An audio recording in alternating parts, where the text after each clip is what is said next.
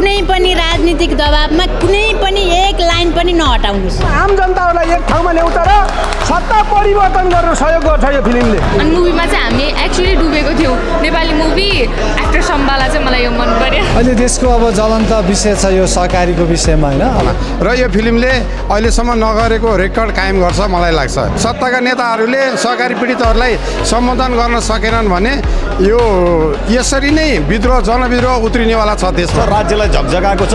जुन चाहिँ अनसेटल्ड घाउ थियो त्यो चाहिँ मुभीले बल्झाइदिएको फिल भयो।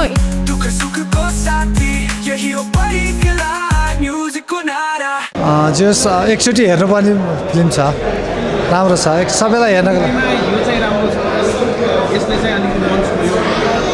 अहिले देशको अब ज्वलन्त विषय छ यो सहकारीको विषयमा हैन। अब यो सहकारीको विषयलाई समेटेर विशेष गरी जनताहरूले जम्मा गरेर राखेको पैसा चाहिँ कसरी ठगिएको छ भनेर यो फिल्मले चाहिँ अब देखाउन खोजेको छ। यसलाई देखाउँदाखेरि चाहिँ अब एकदमै पारिवारिक रूपले बसेर हेर्न मिल्ने खालको इन्टरटेनरहरूलाई पनि थपेर एकदमै राम्रो तरिकाले यसलाई चाहिँ अब बनाएको छ। राम्रो छ फिल्म। भोलि सहकारी पीडितहरूलाई न्याय दिन सकेन भने यो फिल्मले जुन सन्देश दिन खोजेको छ यही सन्देश अनुसार ठाउँ ठाउँबाट सहकारी पीडित कति लाख भनिएको छ, करोडभन्दा बढी सहकारी पीडित छन्। यी सहकारी पीडित यसरी नै निस्किन्छन् भन्ने हामीलाई लाग्छ। यो फिल्मलाई सरकारले समयअनुसार चल्न दियोस् भन्ने हाम्रो शुभकामना र यो फिल्मले अहिलेसम्म नगरेको रेकर्ड कायम गर्छ मलाई लाग्छ। यो फिल्म चाहिँ अवश्य चल्छ र यो फिल्मले रिजल्ट पनि राम्रो दिनुपर्छ। यो सत्ताका नेताहरूले सहकारी पीडितहरूलाई सम्बोधन गर्न सकेनन् भने यो यसरी नै विद्रोह जनविद्रोह उत्रिनेवाला छ देशमा। यो चाहिँ जनता नेताहरूले विशेष गरी बुझ्नुपर्ने जरुरी छ। निर्देशकलाई कुनै पनि राजनीतिक पार्टीहरूले यो हटा यो समय यो रिलिज गर भन्यो भने कुनै पनि नहटाइदिनुस्। बिचमा हामी पनि फेरि हट्यो कि हटेन आज मात्रै हेरेर हामी बस्दैनौँ।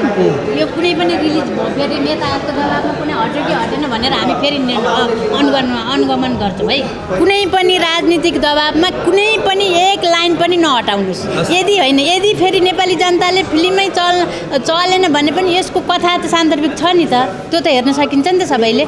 पीडितलाई त छ नि त आवश्यकता र कुनै पनि राजनीतिक पार्टीको दबाबमा नहटाउनुस्। जुन अहिले समसामयिक विषयलाई ल्याएर चलचित्रमा एउटा पर्दाद्वारा जनतालाई सचेत गराउने एउटा जुन उद्घोष गर्नुभएको छ यो टिमले र एकदम यो प्रभावकारी पनि देखिएको छ। अहिले समसामयिक विषय हो सहकारी काण्ड र त्यो सहकारी काण्डको पनि समाधानको पाटो यो चलचित्रमा देखा जस्तो नहोला, तर समस्याको समाधान गर्नुपर्छ। राज्यलाई झकझकाएको छ।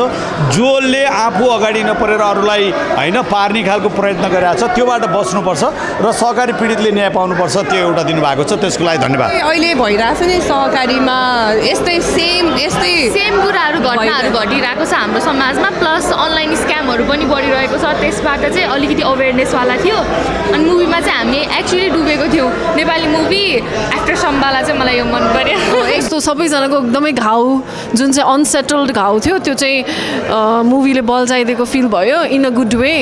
सबैजनालाई रिमाइन्डर भयो के भन्छ उनीहरूलाई परिरहेको के भन्छ अनियमितता चाहिँ फेरि बल्झेको फिल भयो मलाई। र यसले चाहिँ अब अगेन एउटा क्वेसन मार्क उठाएको छ। अनि आई थिङ्क धेरै पब्लिकलाई चाहिँ यो एकदमै मनमै छुन्छ जस्तो लाग्छ मुभीले। सहकारीको विषय अहिले नेपालमा जल्दो विषय हो, तर ठ्याक्कै तपाईँले भने जस्तै पार्टी सभापतिलाई घोच्यो भन्ने चाहिँ मलाई लाग्दैन।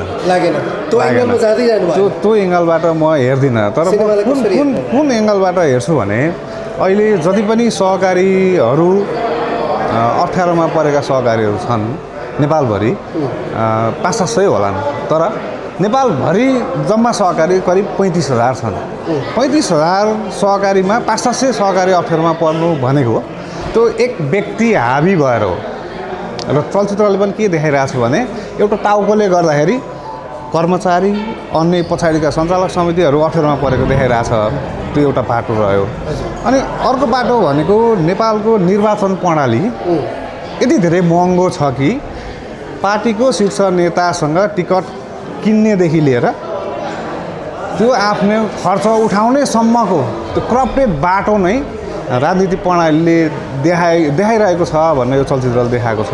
हिजो आगो भन्ने फिल्मले माओवादी जन्माए जस्तै यो फिल्मले विद्रोह गराउँछ।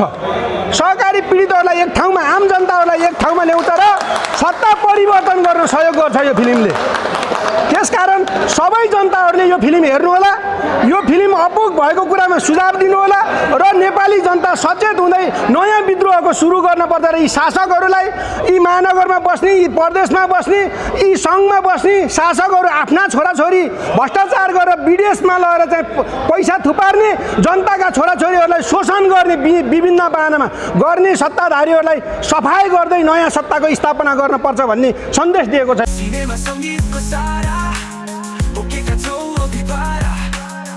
दुःख सुखको साथी यही हो परिकल्पना।